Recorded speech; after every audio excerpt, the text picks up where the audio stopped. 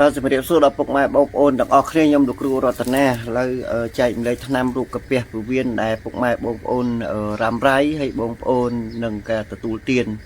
អញ្ចឹងថ្នាំមានតែ3មុខទេដែលបងប្អូនងាយស្រួលរកដល់ខ្លួនឯងបាទហើយបងប្អូនឈឺកាពះរ៉ាំរ៉ៃបងប្អូនចុកឆ្អល់ហ្នឹងគឺពុកម៉ែបងប្អូនហូបតា3 4 ដងគឺវាបាត់ហើយកាពះពុកម៉ែបងប្អូនដែលឈឺហ្នឹងអញ្ចឹងយើងប្រយ័ត្នណាស់រឿងសុខភាពរបស់យើងបងប្អូនត្រូវប្រុងប្រយ័ត្នទាំងអស់គ្នាជាបំផុតគឺរោគកាពះពោះវៀននឹងឯងអញ្ចឹងថ្នាំទី1បងប្អូនរោគដូងខ្ចីមួយផ្លែបាទហើយថ្នាំទី2បងប្អូនរោគត្រួយតបែកនេះបាទត្រួយតបែកទី3បងប្អូនរោគចេកណាំវ៉ាបាទចេកខ្ចីចេកណាំវ៉ាបាទអញ្ចឹង3មុខហ្នឹងបងប្អូនមានម៉ាស៊ីនទឹកក្លុកអីបងប្អូនក្លុកឲ្យម៉ត់ក៏បានឬមួយក៏បងប្អូនអត់មានម៉ាស៊ីនទឹកក្លុកអីបងប្អូនបុកនឹងដៃក៏បានបុកត្រួយតបែកហ្នឹងហើយនឹងផ្លែចេកខ្ចីបាទចេកខ្ចីចេកណាំវ៉ាហ្នឹងណាអញ្ចឹងបងប្អូនបុកវាឲ្យម៉ត់ហើយបងប្អូនចាក់ទឹកដូងខ្ចីនឹងត្រាំវាត្រាំ10នាទីទៅ15នាទីអញ្ចឹងបងប្អូនច្រោះវាឲ្យស្អាតឲ្យបងប្អូនទទួលទានទៅបាទទទួលទានទៅអញ្ចឹងជំងឺពុកម៉ែបងប្អូនកាពះពោះវៀនពុកម៉ែបងប្អូនហ្នឹងបាទវាលេងឈឺលេងលមួលលេងញ័រខ្លួនហើយបាទអញ្ចឹងមុនតែទឹកហូបទឹកថ្នាំនេះបងប្អូនព្រោះវាមានជាតិចត់បងប្អូនហូបបាយមុនបាទហូបបាយមុនឬមួយអាហារចំណីអីបានចូលពោះសិនចាំហូបទឹកថ្នាំហ្នឹងបើសិនបងប្អូនអត់ហូបអាហារមុនទេបងប្អូននឹងញ័រខ្លួនតតាតហើយដោយសារតែកាពះពោះវៀនយើងកាលណាតែមានរោគកាពះពោះវៀនហើយគឺវាខ្សោយហើយបាទគឺវាខ្សោយហើយអញ្ចឹងបងប្អូនមុនតែទទួលទានថ្នាំនេះបងប្អូនហូបអាហារហើយចាំហូបទឹកថ្នាំអញ្ចឹងបងប្អូនដែលឈឺកាពះចុកឆ្អល់នឹងហូបតែ3 4 កែវបងប្អូនបាត់ហើយបាទបាត់ហើយបងប្អូនងាយស្រួលការពុកម៉ែបងប្អូននឹងទទួលទានឲ្យពុកម៉ែបងប្អូននឹងងាយស្រួលរកបាទងាយស្រួលរកព្រោះសប្តាហ៍ថ្ងៃនេះរោគកាពះពោះវៀន100%ទៅហើយ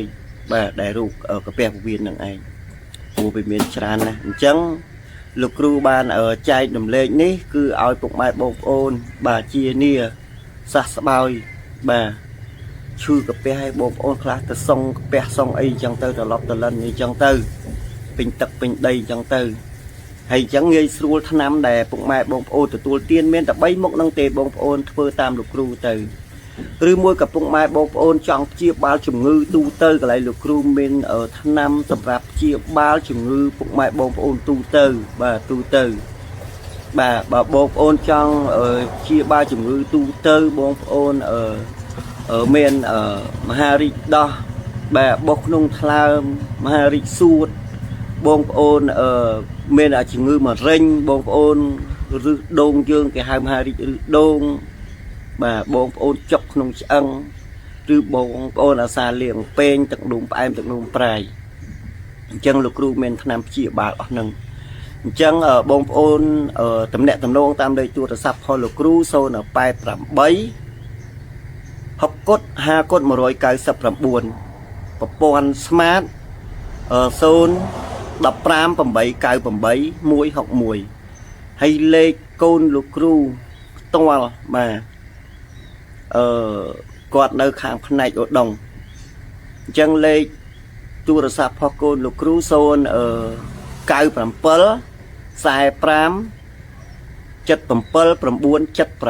978បងប្អូនតំណាក់តំណងទៅគាត់ក៏បានបាទថ្នាំលោកគ្រូតែមួយទេ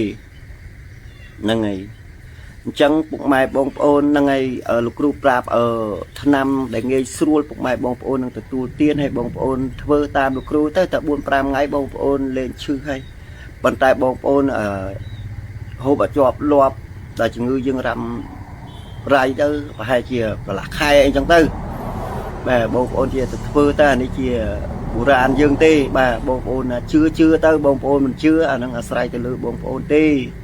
បាទលោកគ្រូចេះតែចែកតម្លែកឲ្យពុកម៉ែបងប្អូននឹងឲ្យជៀសវាងនឹងការអស់លុយអស់កាក់នឹងច្រើនបាទដែលយើងមិនដឹងមុខមាត់ណា ហ្នឹងហើយអញ្ចឹងពុកម៉ែបងប្អូនធ្វើតាមលោកគ្រូទៅលោកគ្រូមានតែប៉ុណ្្នឹងទេហើយសូមជម្រាបលាដល់ពុកម៉ែបងប្អូនទាំងអស់គ្នា